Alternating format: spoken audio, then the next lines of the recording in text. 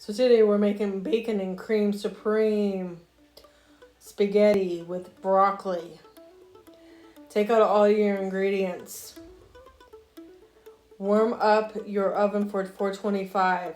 Cut up your broccoli and place it on a cooking sheet with parchment paper. Salt and pepper your bacon and your your broccoli, as well. Then make sure your water is boiled. Put your pasta in the water once it's done. Then take out your broccoli and bacon. Your broccoli should be looking like this. I had to cook my bacon a little bit longer. Now mix your broccoli in there with the pasta.